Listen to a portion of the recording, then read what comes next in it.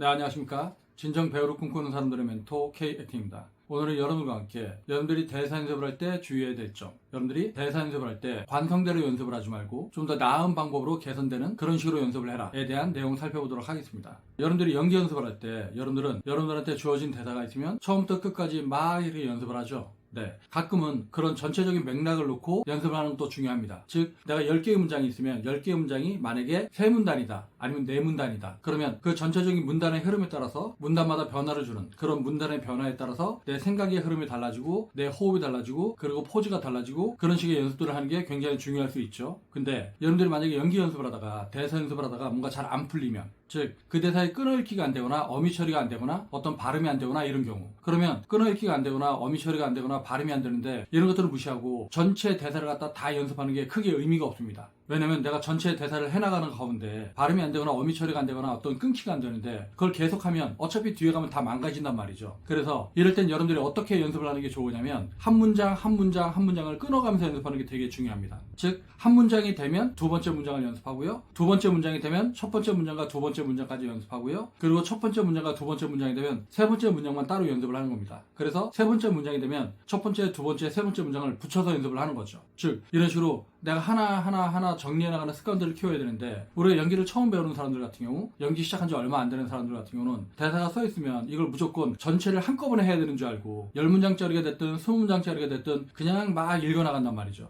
그러면 여러분들의 연기가 좋아지지 않아요. 여러분들의 연기가 좋아지려면 아주 작은 단위 하나가 잘못된 습관에서 좋은 습관으로 바뀌고, 즉 내가 발음이 안 된다고 하면 그 발음이 고쳐지고, 그리고 내가 어미 처리가 안 된다면 어미 처리가 고쳐지고, 그리고 내가 억양 처리가 안 되면 그 억양 처리가 관객들이 듣기에 자연스럽게 될 수 있게끔 그렇게 나를 갖다 고치고, 그리고 끊어읽기가 안 되면 그 끊어읽기가 자연스럽게 끊어읽기가 될 수 있게끔 그렇게 하나하나 고쳐나가는 게 중요하겠죠. 예를 들어서 네가 내 차에 뛰어든 건 내 새끼를 내면 날 주겠다는 얘기야, 이런 식으로 대사를 하는 친구가 있어요.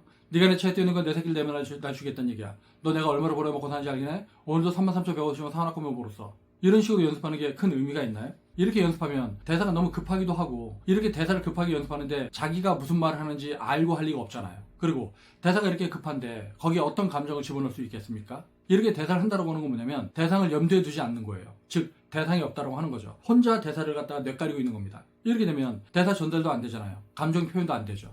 그러면 관객들이 이 사람이 지금 대사하는 걸 왜 들어야 돼요? 관객들이 지금 이 사람이 대사하는 걸 통해서 무엇을 얻을 수 있겠어요? 그렇겠죠? 그래서 네가 내 차에 뛰어든 건 내 새끼를 내면 날 주겠다는 얘기야, 이런 식으로 된다. 그럼 끊어읽기가 먼저 돼야겠죠. 네가 내 차에 뛰어든 건 내 새끼들, 내 마누라, 나를 죽이겠다는 얘기야.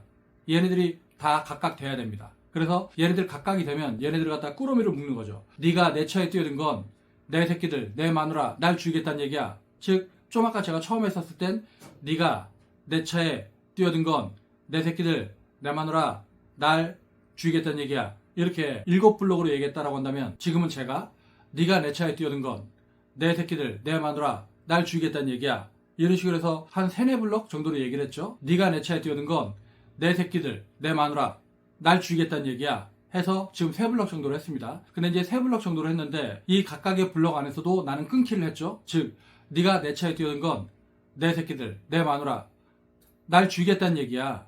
네가 내 차에 뛰어든 건 내 새끼들, 그리고 내 마누라, 그리고 나를 죽이겠다는 얘기야 하면서 그 안에 구분을 뒀습니다. 근데 여러분들이 이게 안 되면 네가 내 차에 뛰어든 건 내 새끼를 내면 날 죽이겠다는 얘기야, 네가 내 차에 뛰어든 건 내 새끼를 내면 날 죽이겠다는 얘기야, 이건 대사가 아니잖아요. 이건 연기가 아닙니다.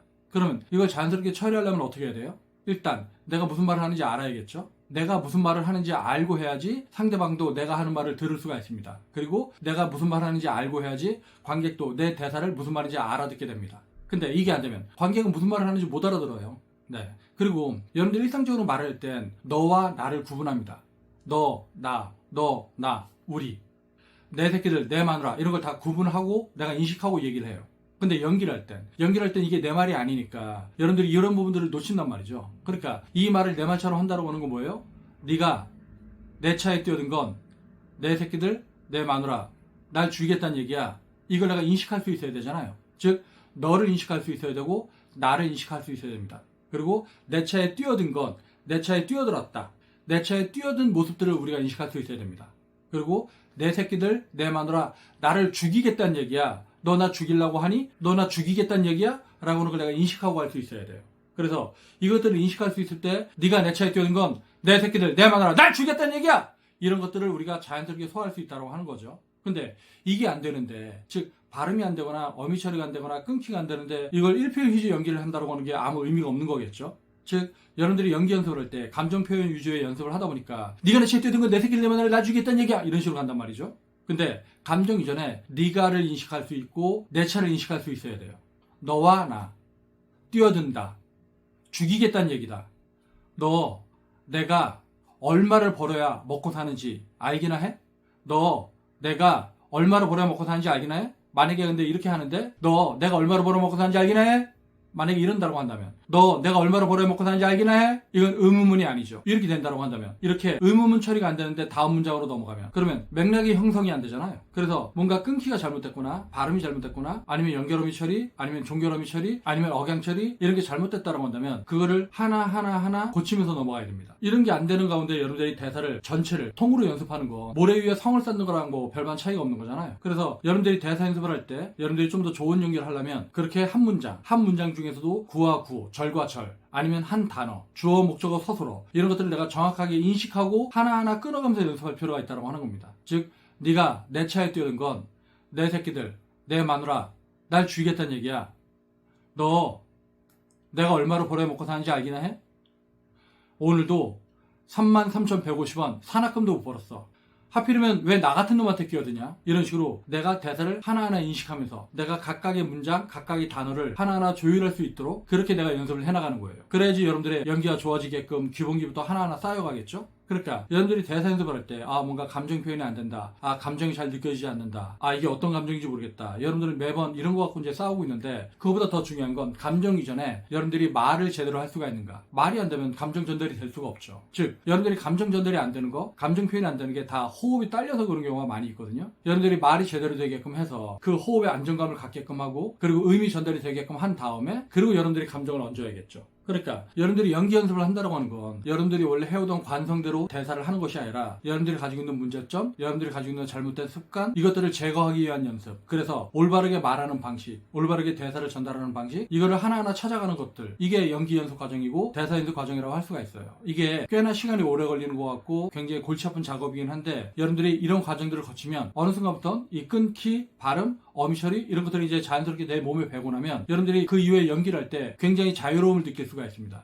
근데 여러분들이 이 부분을 그냥 도외시하고 지나치게 되면, 그러면 계속 그 안 좋은 문제들을 가지고 있을 거 아니에요. 그런 안 좋은 문제를 가지고 있으면 어떤 대사를 하든 어떤 다른 역할을 맡든 그 고질적인 문제는 계속 나오게 됩니다. 그러면 그렇게 고질적인 문제가 있다고 한다면 여러분들이 아무리 좋은 감수성을 가지고 있고 좋은 어떤 느낌들을 가지고 있어도 그걸 전달할 수 있는 방법이 없는 거예요. 우리가 연기를 한다고 하는 건 결국 이 대사를 통해서, 아니면 대사와 대사의 사이, 이 사이를 통해서 감정을 전달하는 거잖아요. 근데 애초에 말이 안 되는데 어떻게 감정이 전달될 수 있겠습니까? 그래서 여러분들이 나중에 궁극적으로 좋은 연기자가 되고자 하려면 이 말을 갖고 놀 수 있어야 돼요. 이 말을 갖고 놀려면 여러분들이 가장 기본적인 것들, 가장 단순한 것들, 그거를 여러분들 것으로 만들 필요가 있다고 하는 겁니다.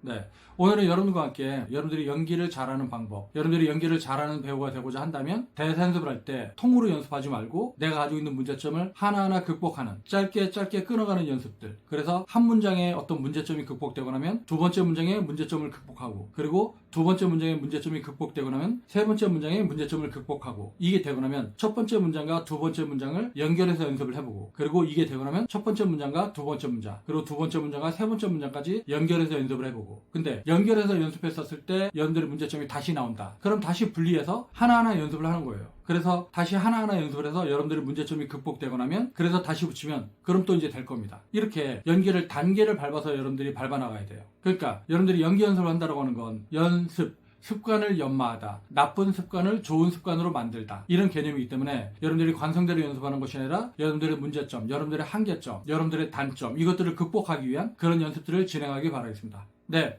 오늘 동영상은 여기서 마치도록 하겠습니다. 그러면 다음 동영상 볼 때까지 안녕.